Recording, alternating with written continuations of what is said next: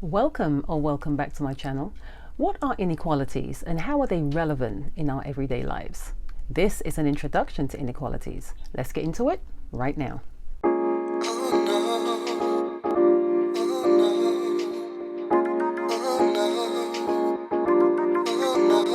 It's like every day. Let's take a look. So here I have several graphs here that I'm going to explain what an inequality is. So before I write on the graphs, let me just say an inequality, what it does, it compares two values. So it compares two values with variable on one side and the amount on the other side, and then it's using several signs in between.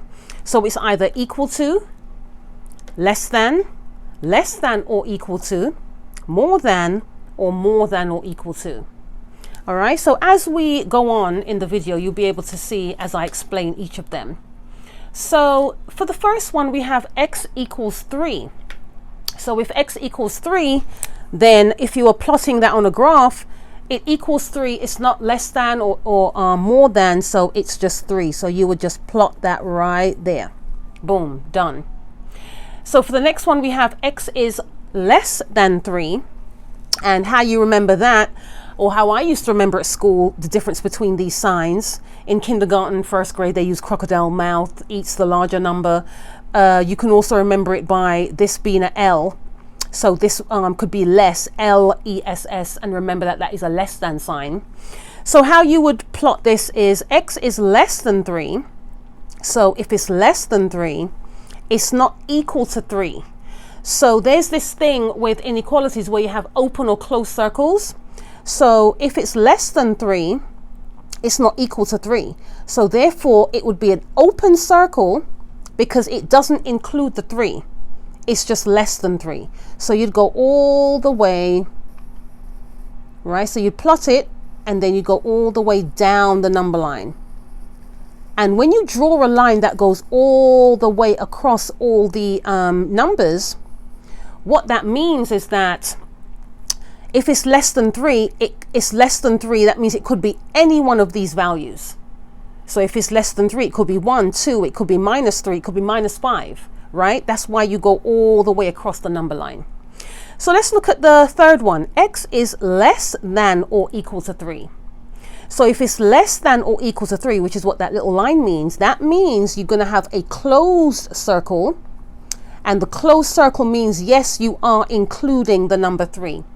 Less than or equal to, right? So then we draw the line going all the way across, and that's covering all the values.